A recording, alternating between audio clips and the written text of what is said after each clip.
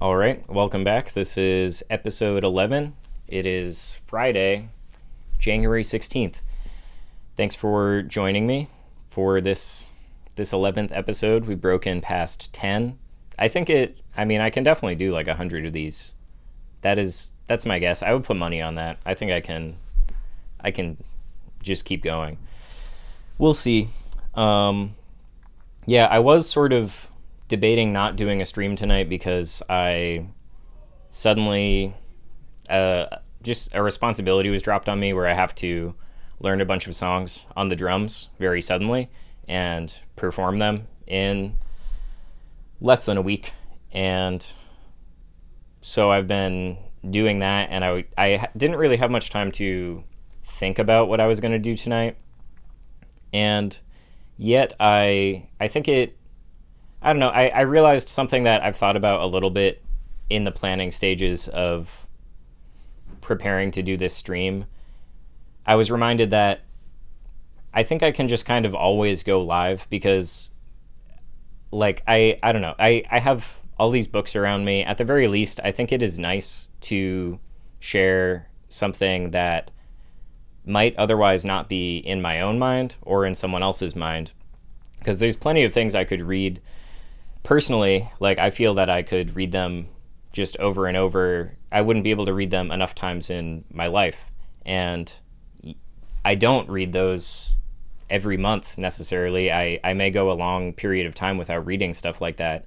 And so at the very least, even if I don't have like an actual lecture planned or a long monologue to give on something, I think I can, I don't know, at least offer something to the handful of people that wants to come in here and have something else enter their mind than otherwise was going to enter their mind, because we're just submerged in information all the time, especially if we're using the internet often, and we're submerged in information in the outside world. We see ads everywhere, we see other people everywhere, strangers everywhere. And so I just yeah, I don't know, I figure I'll put something out there that someone can listen to that hopefully offers a respite from the usual, like something soothing to the mind, something engaging to the mind. So there's a few little things that I'm planning to read, and a few things I'm going to talk about. Hang on one sec. Oh yeah, the songs are not so bad. So they're like hardcore punk songs on the drums, and they're pretty straightforward, and I am familiar with them form wise, but I'm not really a band drummer. Someone asked about this in the chat, that's why I'm talking about it if you're rewatching this later. And yeah, the bigger thing is like stamina and endurance. And the set is short. It's probably like 15 minutes in the live setting. It's probably going to go really quick, but yeah. Oh yeah, the 8-bit music in the beginning is very great. A friend of mine made that, and there's more coming eventually too. We're working on some I don't know. We're working on, there's stuff going on behind the scenes for this project too. So I've never listened to Drive Like Jehu. Is that? I mean, I like At the Drive-In and like Unwound and that kind of scene. So I think they're in there because I've heard their name like a million times, but I don't know who it is, or I don't know their music. So all right, so I'm gonna look away from the chat for a minute, just so I can get into, or like the way that I like to do these streams is I try to get what's on my mind off my mind in the beginning and unload it, because the chat can get kind of distracting to me personally. I kind of need to be in the tunnel of information that I'm trying to give. So and it's going to be kind of short today, other than like I'll do the little bits of reading. But there was one thing I wanted to follow up on that we have been talking about increasingly, which is just trying to understand, like, I don't know, when we talk about, say, fasting from phone use, and like when you fast from food, you bump into all of these other things. You bump into anger with other people because you're hungry, you're irritable, and you have to reckon with that. You have to, like, that is a part of the activity of fasting in a social sense, in a non-totally isolated sense. And similarly with the phone, we just are going to start, if you fast from using it or you fast from internet distraction, you're going to start bumping into these feelings within you that might be discomfort. It might be, what's the word?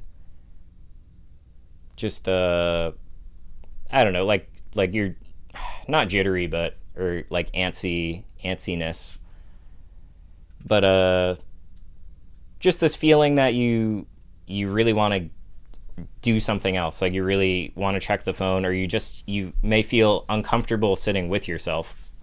And I think there's a lot we can learn from those moments, from removing ourselves from the things that influence us. Because when you do use your phone every day, when you do watch something every day or listen to something every day, increasingly that is cultivating who you are. It is like adding into the flow that creates your being, and there's an inertia to that. You can't just turn it off. You can't just take a day to reset. There is no real reset. You have to build something over the course of days and weeks that brings you back to whatever it is that you're trying to reset to. And so I was thinking a little bit more about that, because we've been talking about this concept of like you with the phone, which is all of us by default. Like we're pretty much using our phones. And then you without the phone, like getting to know yourself, getting to know who you are and what you think and how you feel when the phone is not a part of your life, when it's not influencing your thoughts or the things that you see or the way that you communicate with other people, especially.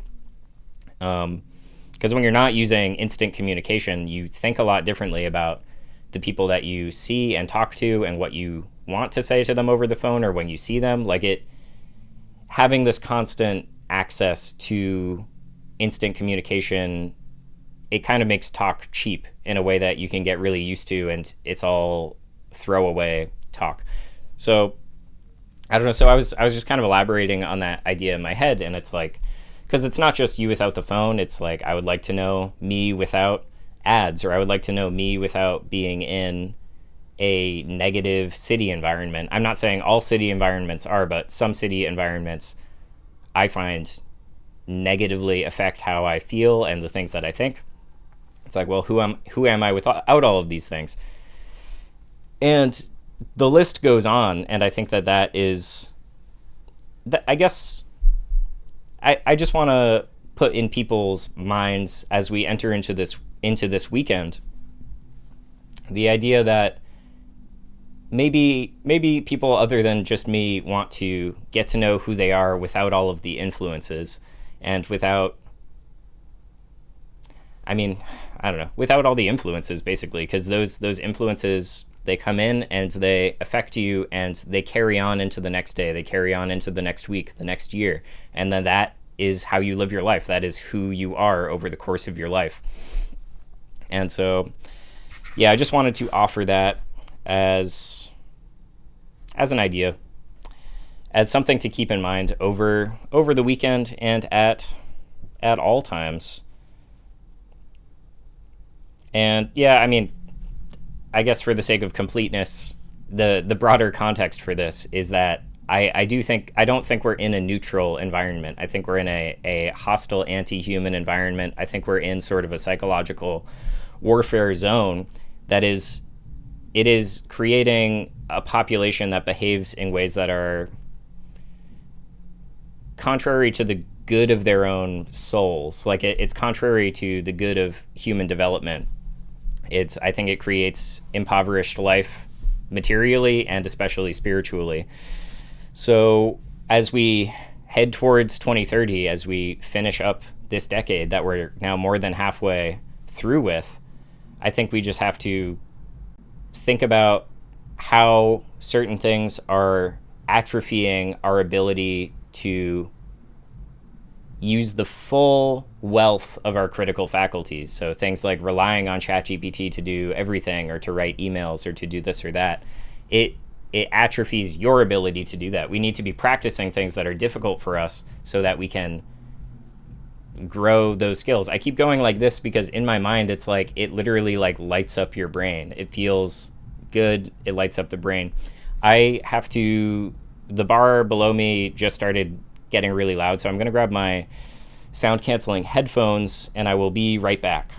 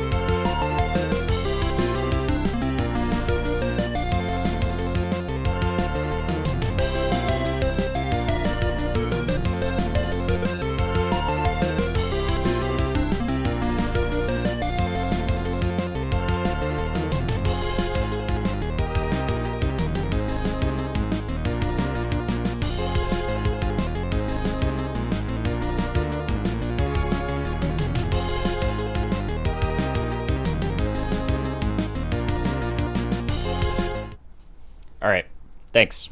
Just need to adjust to my voice being muffled and inside my head now, but that's how it goes.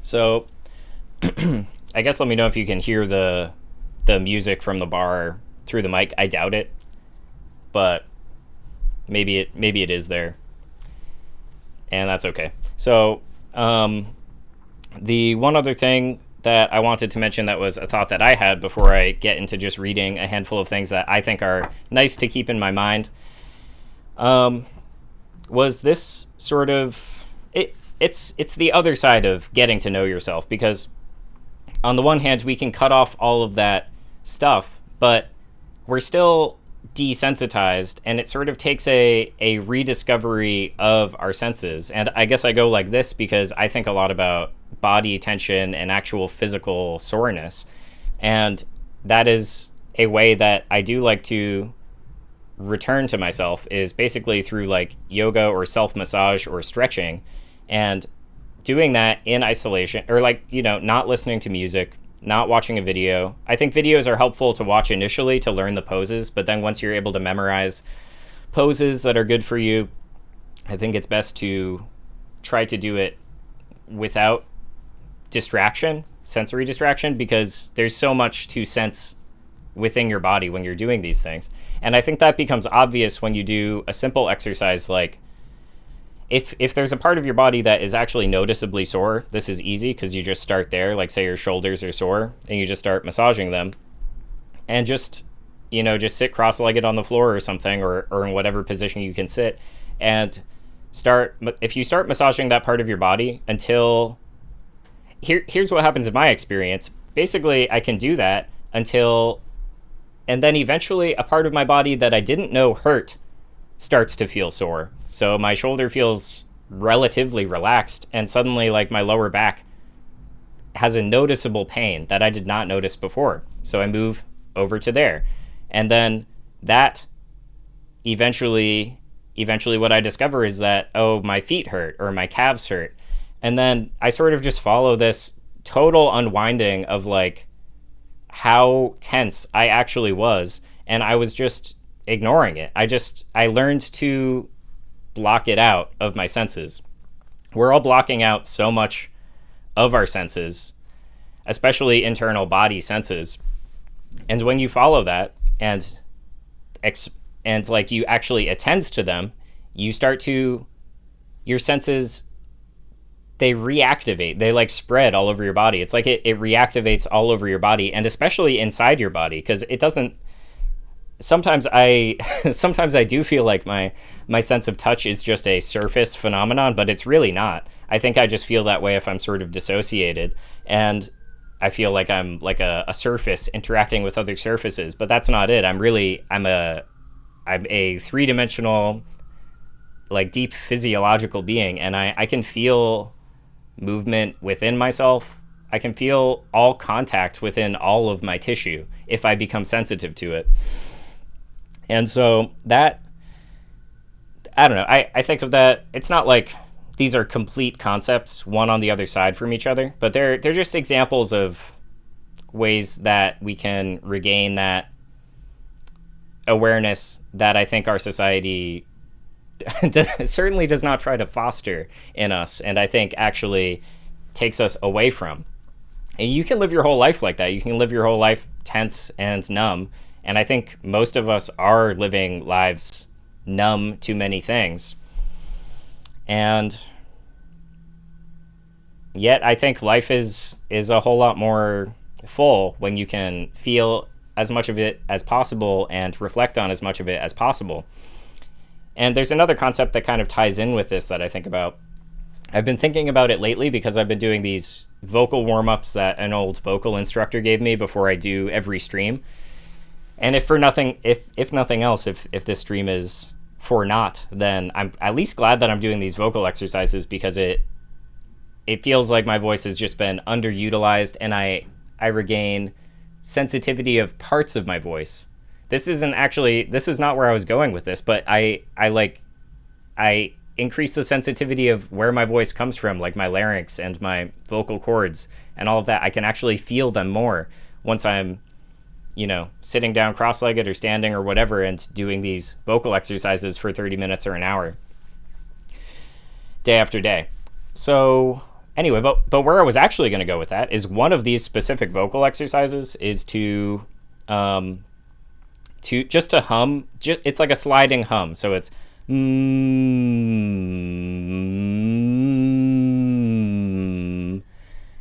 when I do that, like, I'm not a singer, and I don't know, I've only just started doing these things. The more that I do that, the more I notice how choppy the movement is of my voice as it goes from note to note and hits the in-between parts of notes. It's really, like, I try to do it slow. I try to do it as smoothly as possible. Not every time, because that's a difficult exercise for me, because think of how underutilized that skill is for me. I'm never trying to, like, slide the pitch of my voice as slowly as possible until now. So anyway, so it's just becoming so noticeable to me how striated, maybe, or like how there's like levels. It's just like collapsing down and then like building up, but like it's jumpy, it's not smooth.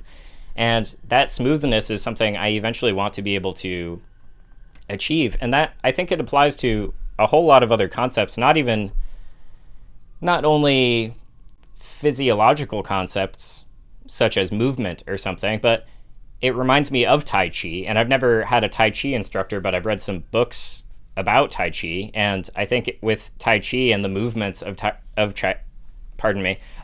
Chi, you're basically trying to become as smooth as possible. Like, I may move my left arm from here to here, but when I really think about what I'm doing right now, and when I feel, and my camera frame rate maybe is a little weird sometimes, so this might actually even look choppy, and that's how it feels inside. I can feel the levels. It's like I'm carrying my arm a little. It's happening very, very fast, but it is like I'm carrying my arm just a little at a time. It's not like I'm actually moving totally smoothly. And I think that betrays something about what we hide from ourselves in our day-to-day life, because I think we tend to think that we are moving smoothly, or we are, like, picking things up and looking at them, and it's smooth, but really I think there's sort of it's almost like a high frequency vibrating that makes it not smooth, and instead it's like this choppiness that comes with the frequency of the vibration. And I don't know how that relates to our psychical energy, but it is interesting once you start to do certain activities that where that becomes really noticeable, like Tai Chi or the humming exercise. It's, yeah, I don't know. It just feels like you're kind of it feels to me like I'm just seeing a sort of deeper layer of my personal reality, where it's like, okay, I think I'm just this body moving through space, but really it's not fully moving. It's not moving fully and with intention. It's sort of like, I don't know, I feel like it relates to the concept of the warring of the internal parts of your psyche, or like some things really want you to do this and some things really don't want you to do that. Like your id and your superego are like, say, battling each other. I'm not saying that's the architecture of the psyche I subscribe to, but I think it's a commonly enough understood one. And so, yeah, I don't know, or like say it's late and you're like, I want to have a piece of candy, and part of you is like, well, no, because then you won't be able to fall asleep, or for whatever reason. Like, it's almost as if that also applies to our physical body and our movements. And I think maybe it also relates to fear or anxiety in my personal case. Not that I feel actively afraid ever, but I think parts of me are kind of afraid, because I in a deep way, I do try to understand that I live in, I mean, basically World War III, and there's like, there's severity that comes with that, and I feel that I live in a violent world, in a violent environment, and that push is going to come to shove in my, or it already has. Like, so sometimes I wonder about how that sort of feeling interacts with my actual movements. And anyway, so the point of all that is, it's just another point on that side of things, where it's like, well, we can fast from all of this stuff, but how do we really get to know ourselves? And I think that physical sensation way is very helpful. And I think also thinking about the smoothness of our movements, smoothness of our thoughts, can be helpful, like trying to actually hone in on conceptualizing that deeply. And the other thing I would say in relation to that is that it is very helpful to write for yourself and to write for other people. There's all sorts of benefits. There's all sorts of self-knowledge benefit that comes from the act of intentionally writing, and like writing by hand or with a keyboard or with a typewriter. They all have their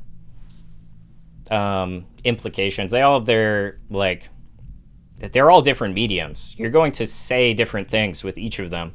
It's not all going to be exactly the same.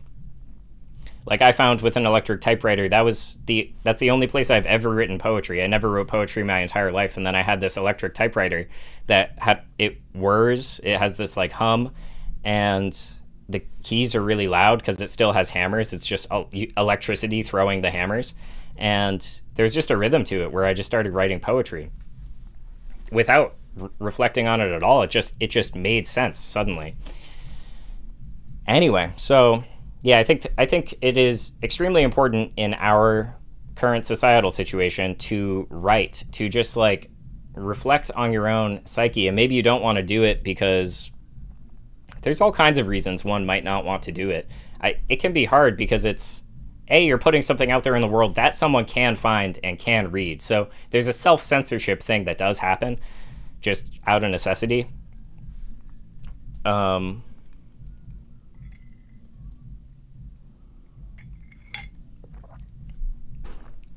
So it's like you're trying to be honest with yourself through writing, and yet you are censoring it because you're just like, well, maybe someone will find it. And then suddenly you're writing to that person on some level. You're kind of only writing things that you would approve being found by that person, even though they're probably never going to read it.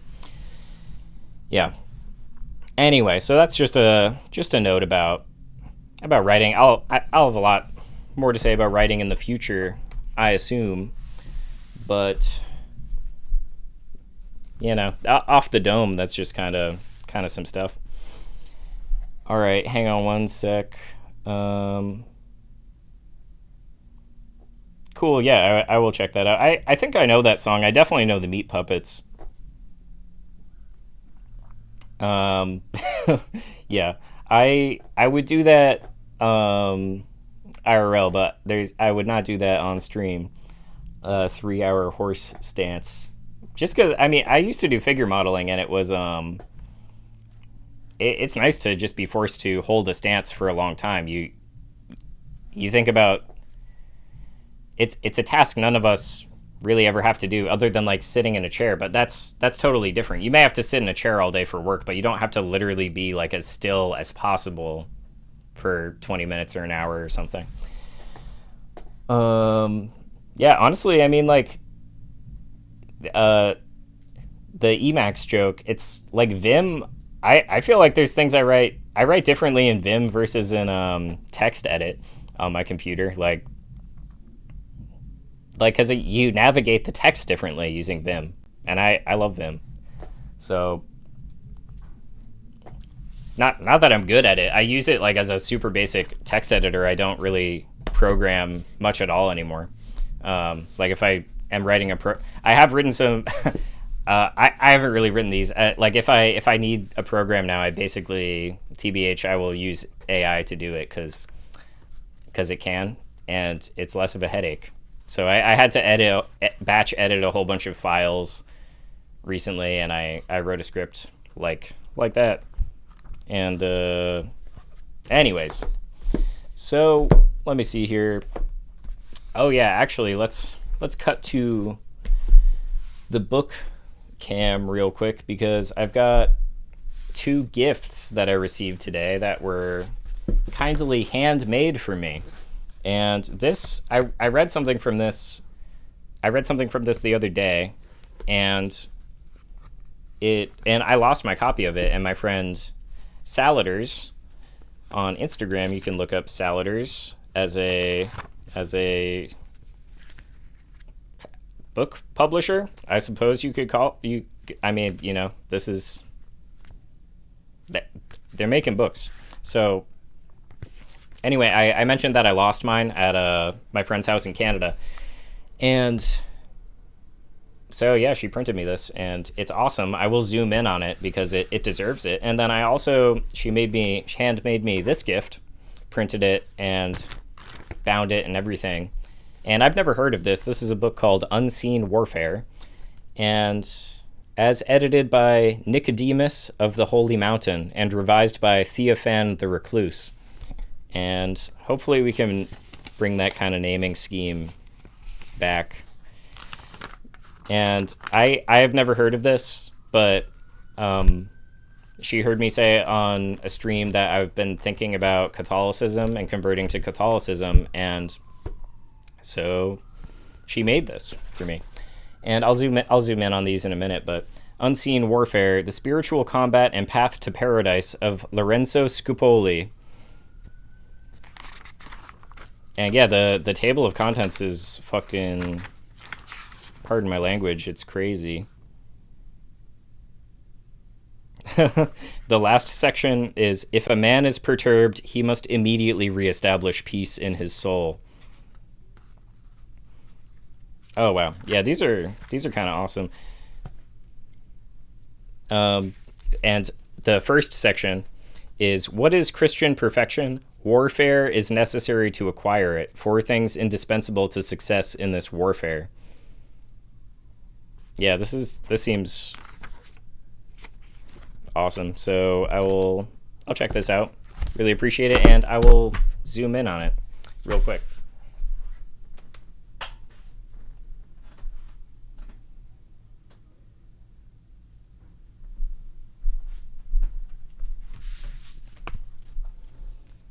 So here we have the Buddha's last bequest.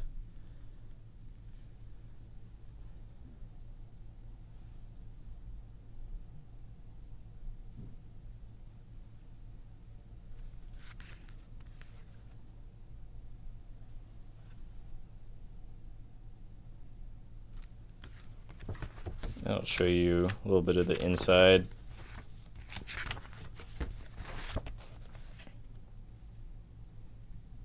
Yep.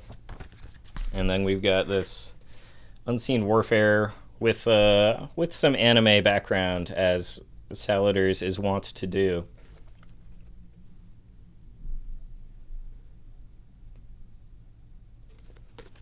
And yeah, that table of contents here. I wonder if you'll be able to read it if you pause, because I'll hold it on the screen for a minute in case anyone wants to pause and look at it, because it's pretty good.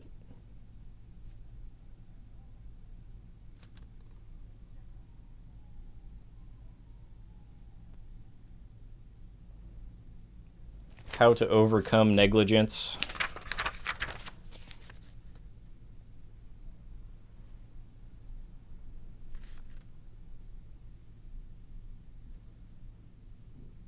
One should love those opportunities of practicing virtue that are particularly difficult.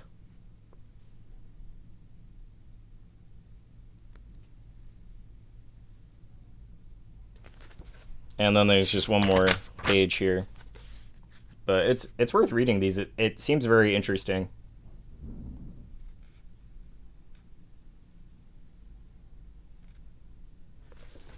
All right, I'll zoom back out.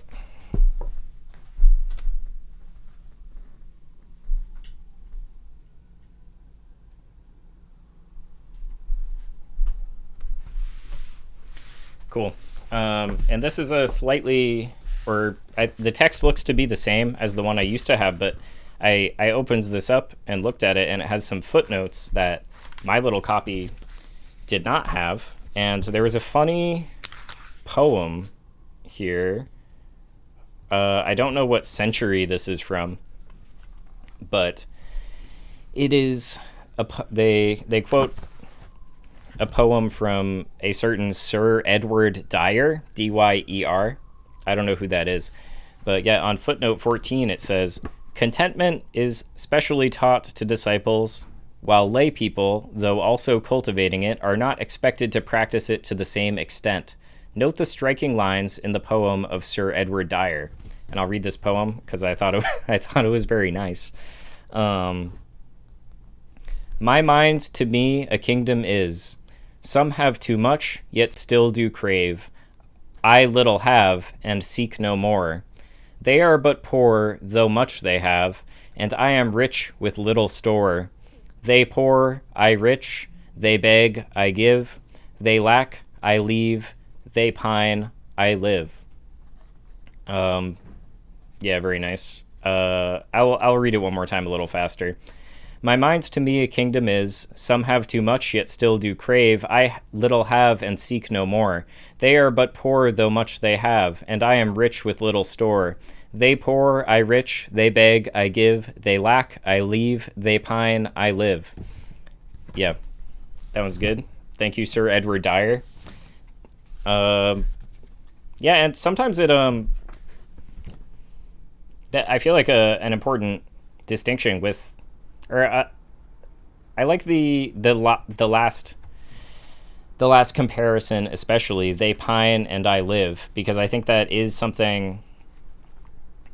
I think I could have pulled out another quote too, because there's a great line about in the Society of the Spectacle about the inversion of life and this sort of autonomous movement of the non-living that happens in people in our society now, or in 1968, as he was talking about. And yeah, I think people pine less, live more.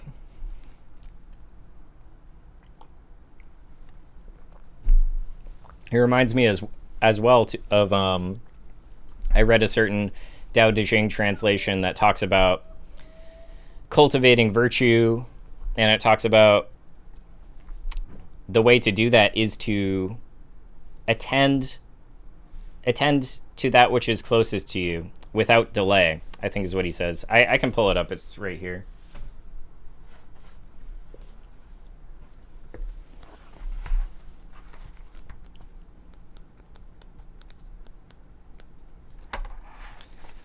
To govern men and serve heaven, best just to cherish whatever you already have. Cherishing what you have means devotion to it without delay. And I think sometimes people are a little too drawn to just get caught up in ideas and the future and possibilities instead of thinking about what actually is at hand. And the trick to that, I mean, where the rest of this verse goes is it's about ultimately it creates through this process you wind up free of any known limits and fit to possess an entire nation. It's by attending to that which is closest to you, that is actually the means forward. It's the most true means forward you could hope to engage with. So, and that's what that little Sir Edward Dyer poem reminds me of, because he's just talking about how little he has, and yet if you use it properly, you actually find out what's possible. All right, so I guess one more note before I read some more little things is that even just like when I started out, I mentioned that I was considering not even doing this stream, and I was like, well, I know there's things I like to read that I'm probably not going to read tonight unless I get on stream to read them. And so I should get on stream and read them. And yes, it is, I'm glad that I did it, because it is moving my mind in a different way.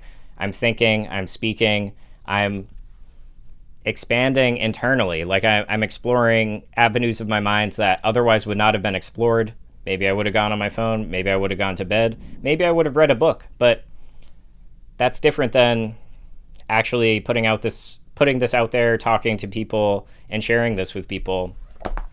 And so, yeah, I'm glad that I did it.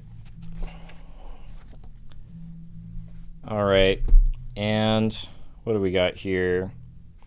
So since I read from the Tao Te Ching, I also marked off a bit from an introduction to the Tao Te Ching written by Jacob Needleman, and it's this Jia Fu Feng translation that I like, and it's just related to stuff we've been talking about, so I'll read it. And it also addresses sometimes when people the pop interpretation of Taoism is perhaps go with the flow, and it dismisses that as what it says Taoism doesn't actually have anything to do with that concept as it's popularly interpreted. All right, so yeah, I'll just start from the middle of this. Finally, in recent years, we have witnessed the growing interest in mysticism and Eastern religion, which, despite some highly publicized bizarre concomitants, has introduced powerful new ideas into the currents of Western thought. Chief among them, perhaps, is the idea of the states of human consciousness and the suggestion that the whole of our lives, individually and collectively, proceeds in a diminished state of consciousness, far from the capacities that would be possible were we to live at the level of consciousness that is natural to us. It is this last claim that can sound a truly new note for most people, and that provides the context in which the Tao Te Ching can speak in a stunning, fresh way about the practical question of how to search and how to live. Once the immensity of the idea of levels of consciousness is felt, the message of the Tao Te Ching soars beyond social and philosophical criticism of our culture. We find ourselves in front of a teaching about nature and naturalness that compels us to see even our own...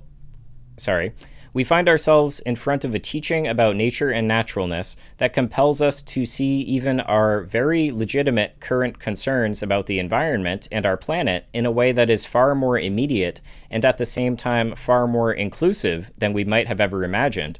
And we shall see that the same holds true for other urgent issues of our time, including the problem of war, the crisis of leadership, and the man-woman relationship. To understand the practical importance of the idea of nature and naturalness contained in the Tao Te Ching, there is perhaps no better place to start than with the phrase that has become such a part of our contemporary vocabulary that it has assumed the status of a cliche and even a joke: to go with the flow. Do these words in their popular use mean the same thing as living according to the Tao? Certainly not. The distortions of this phrase that have become popular suggest an unthinking passivity along with a naive trust in the flow of outer events. Passivity there meaning sort of a receptivity, like you're not actively engaging.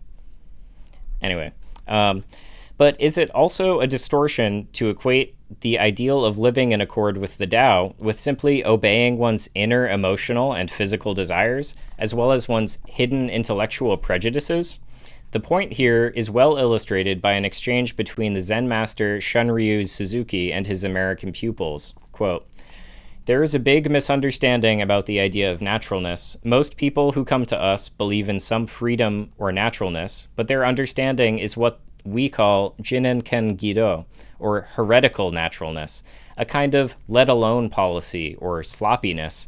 For a plant or a stone to be natural is no problem, but for us there is some problem, indeed a big problem. To be natural is something we must work on."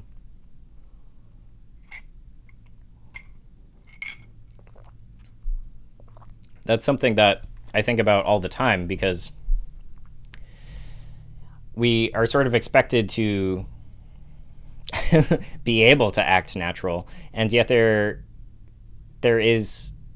are immense forces at play in our lives from the time that we're born for the entirety of our lives that are distorting that. They are making it extremely difficult to be natural. Like for a stone or a tree, it comes naturally. They are what they are, even for animals. But yet, for us, we are like, we've been squeezed into shapes we were never meant to be. And what I mean by that isn't that we need to return to a state of primitive man or of earlier civilization, but because I think you can be at our technological level, and if you have these ideas clearly understood and the society is organized properly, there are ways to be natural in the midst of these things. That's kind of just how I feel about it. Anyway, so to be natural, therefore, is not easy. Inwardly, it involves a state of openness or receptivity that is subtle, elusive, and active. It means becoming aware of that supreme creative power which, as has been said, human beings were created to contain and express. Or from another angle, one might equally say that to be natural is easy, but we have become such unnatural beings that to be open to this force is the most difficult thing in the world. That's what I was basically trying to say, a little less eloquently. It requires of us an effort that is wholly unlike anything we understand as effort, even including what is ordinarily called relaxation. Yeah, so just another thing relevant to a lot of what we've been talking about on the stream that I wanted to share. And I'll share a couple more things and then I'll hop off of here. And so we've got... Oh, and I put a few things in the description too. I put a couple links to Tarkovsky movies that are just on YouTube in extremely high quality. And I also put a link to an album that I like by Don Cherry and Terry Riley. And I don't know, just thinking about the weekend, I was like, these are things that I think it's nice to have these things in the mind. I think these are beautiful pieces of media, and I'm grateful that they were created. And so on the same note with just wanting to share words that I think people might enjoy hearing, I also wanted to share some art that I like in there. And Tarkovsky was on my mind because I was thinking about something that is said at the end of Stalker, and I wondered if it was something I wanted to share, so I went and watched it and transcribed it. And I just won't share it right now because it's relevant, but I've got other stuff. So anyway, great movies. Andrei Rublev is great too. I think Mosfilm took it off of YouTube, unfortunately. So I linked Stalker and I linked Solaris.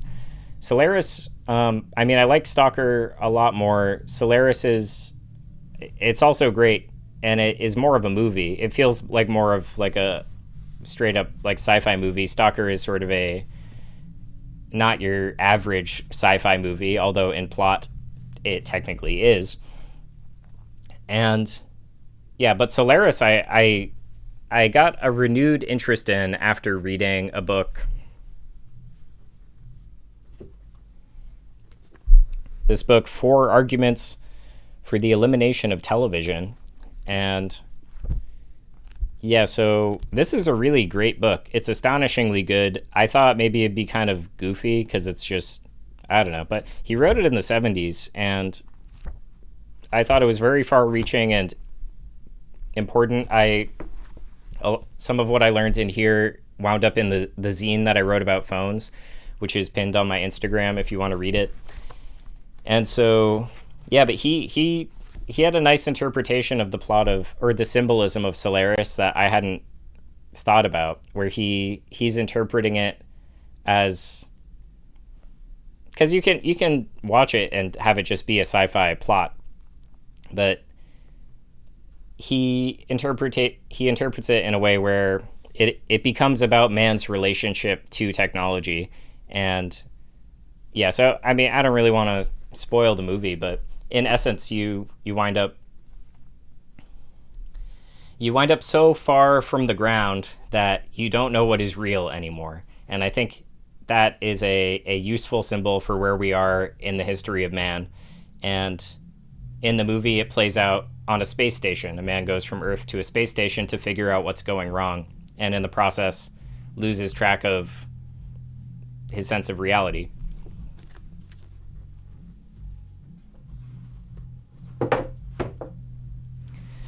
So let me see here.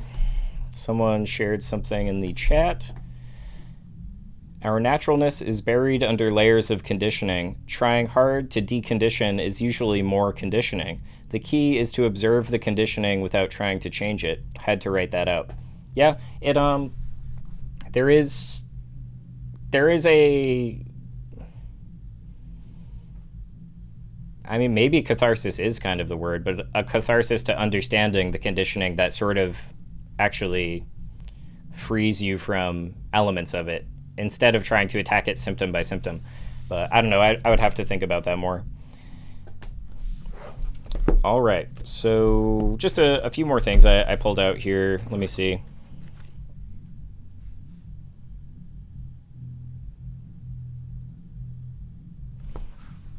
All right. So this here is a book called When You Hear Hoofbeats, Think of a Zebra by Shems Friedlander, and it is about Sufism, which is like a mystical tradition within Islam. And it's a great book. There's lots of things here that really opened my mind with respect to religion, and that had a practical, like, immediate effect in my life. Like, changed, when I say practical, I mean it changed the way I practiced certain things. So so I've and it's sort of goofy. Like, I wouldn't read like a whole 2 pages of this on stream, because there's going to be things that I'm kind of like, I mean, maybe I could find 2 pages to read, but a random 2 pages, like, there's going to be just kind of like goofy stuff in there. But there's a lot of stuff that is totally worthwhile, and that can go a long way in your life. So I bookmarked a couple things just to share.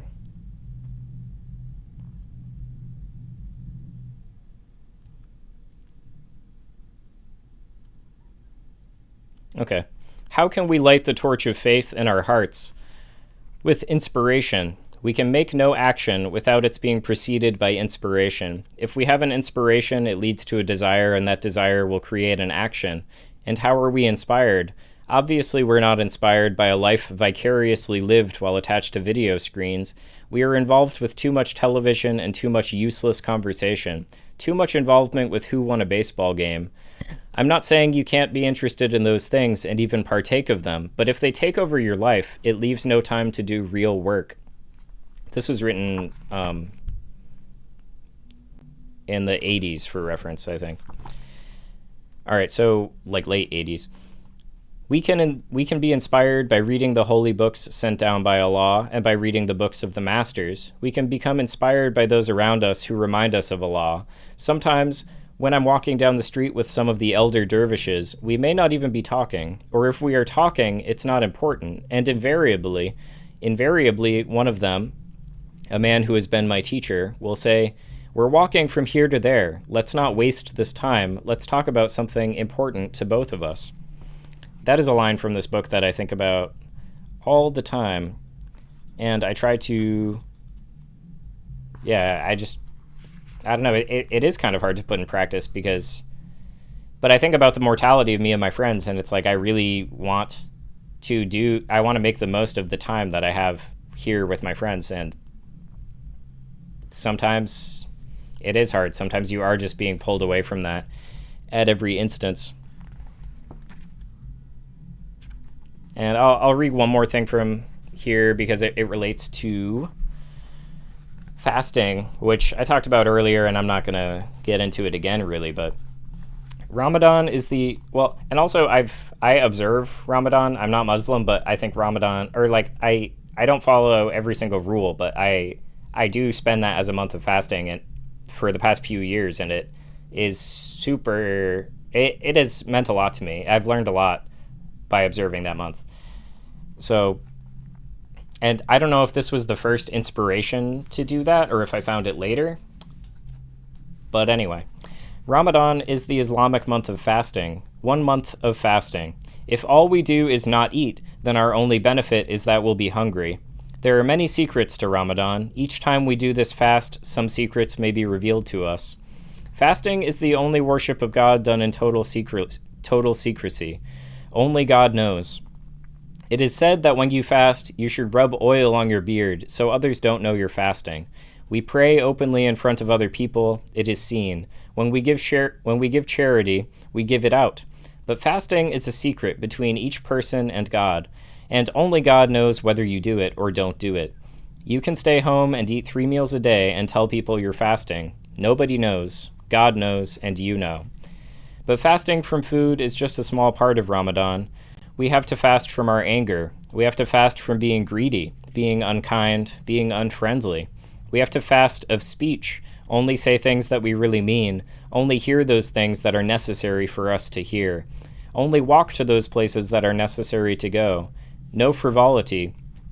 And to think that when we don't eat, there are people who, unlike us, cannot eat because there's no food. Yeah. Anyway, I'm just sharing the readings now. I probably don't have a whole lot to share beyond what I said earlier. This is a verse from the Tao Te Ching that is quoted in the Tarkovsky movie Stalker that I mentioned earlier. I didn't talk about what it was about. But, all right. This is 50, 60, 70, 76. In life, man is soft and tender. In death, he is rigid and hard. In life, plants and trees are soft and pliant. In death, they are withered and tough. Thus, rigidity and hardness are companions of death. Softness and tenderness are companions of life. That is why the soldier who trusts only in strength does not conquer. The tree that relies on its strength invites the axe. Great strength dwells below, softness and tenderness dwell above.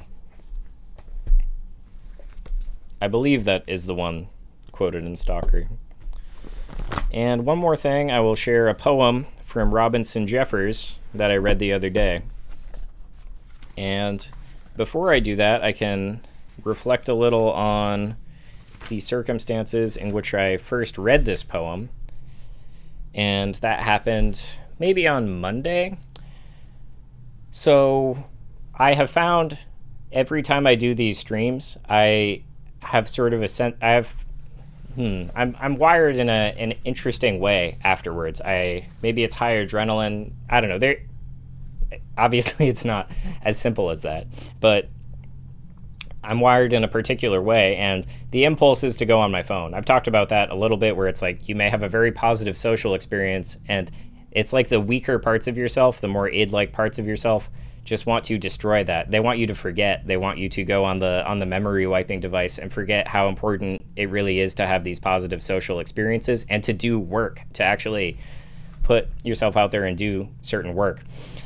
And so it's been hard to not use the phone or devices right after the stream, but I've been ebbing and flowing with that. And one day I did put all of that away pretty much immediately, and I just read some poetry, and it felt, I haven't read a whole lot of poetry in my life. I always felt, I think because of the dissociation thing that I talked about in a prior stream called dissociation and mental ability, I think that predisposed me to sort of avoid poetry, because poetry requires association. It requires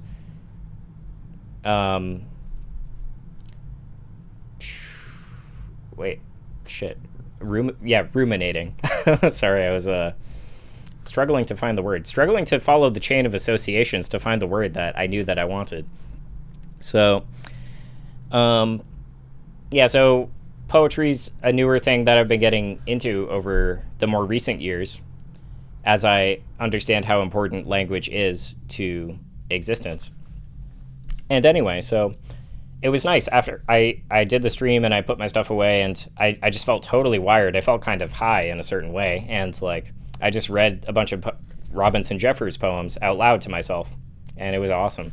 So there's one that's really long that I could read, but I don't think I will. I think I'll just read this short one. And this short one is just a description of a sundown over the ocean. It's called The Ocean's Tribute.